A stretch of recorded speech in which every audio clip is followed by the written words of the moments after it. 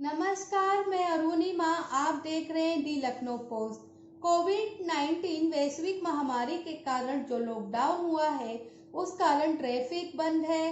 बस, ट्रेन, जहाज, फैक्ट्रियां सब बंद हैं, जिसके कारण हवा का प्रदूषण कम हो रहा है।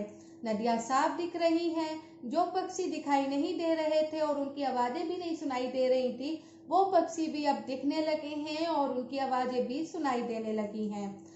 लॉकडाउन के बाद आसमान की धुंध छट गई है और नीला आसमान साफ दिखने लगा है। लगता है धरती अब स्वयं ही अपना काया पलट कर रही है। चीन में वायु प्रदूषण में उल्लेखनीय गिरावट आई है। इटली, फ्रांस और भारत में भी हवा की गुणवत्ता में सुधार हुआ है। यही नहीं, कुछ समुद्री जीवन में भी बदलाव देखने को मिल रहे हैं। लॉकडाउन के कारण क्योंकि टूरिस्ट और मछुआरे तट पर नहीं जा रहे हैं, तब उड़ीसा के तट पर इस बार 7,90,000 ओलिव रिडले कछुओं का जन्म हुआ है।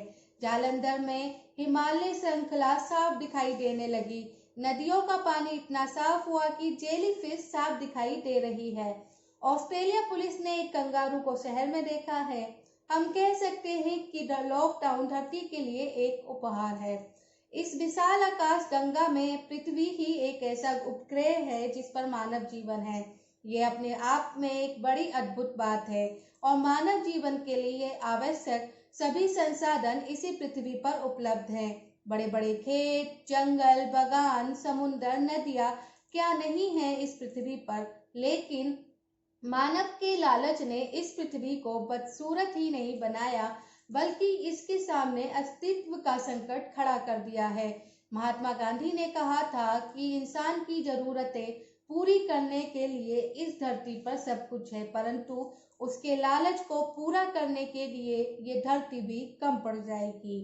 और मनुष्य के इसी लालच ने धरती के सामने इसके अस्तित्व का संकट पैदा कर दिया है।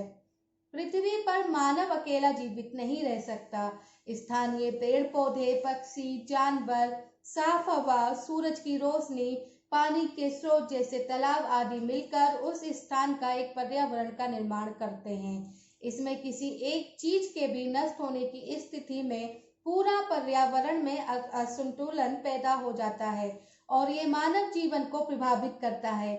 औद्योगिकीकरण और अंधाधुंध जंगलों के कटान, पहाड़ों का कटना, पेड़ों का कटना, कंक्रीट के जंगल उगना, इन सब ने हमारे जीवन की बुनियादी चीजों जैसे साफ पानी, साफ हवा पर भी डाका डाल दिया है।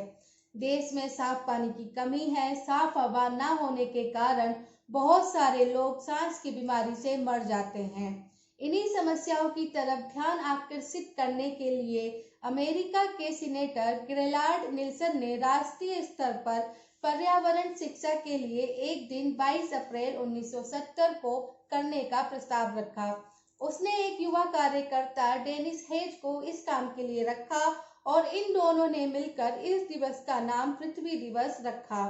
पहला अर्थ डे अमेरिका तक ही सीमित था। उसके बाद ये 193 देशों में मनाया जाने लगा।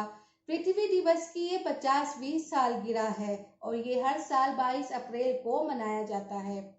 मानव ने प्रगति के लिए नहीं बल्कि दौलत कमाने के लालच में विकास के नाम पर पहाड़ों को अंधाधुंध काटकर होटल और रास्ते बनाए और फिर उस पहाड़ों को प्लास्टिक और वेस्ट प्रोडक्ट से ढक डाले। खूबसूरत समुद्र के पानी में भी प्लास्टिक का इस कदर कचरा डाला कि आज मछलियों और जल जीवों का जीवन भी खतरे में पड़ गया है। हमारी नदी का पानी सूख रहा है। कारखानों से निकलने वाले अपशिष्ट और केमिकल्स पानी को प्रदूषित कर रहे हैं। गंगा की सफाई के लिए ना जाने कितने साधुओं ने अपनी जान दे दी, पर आज भी गंगा के प्रदूषण में कोई कमी नहीं आई है। स्वच्छ जल, हवा और पर्यावरण हम सबका अधिकार है, क्योंकि ये हमारे जीने के अधिकार के साथ जुड़ा है। हम लोग भी छोटे छोटे प्रयास करके अपने पर्यावरण को बेहतर बनाने में योगदान किस प्रकार कर सकते हैं। पानी बचाकर, पानी जितना जरूरी है उतना ही इस्तेमाल करें। इधर उधर बेकार में उसको पानी को बर्बाद ना करें।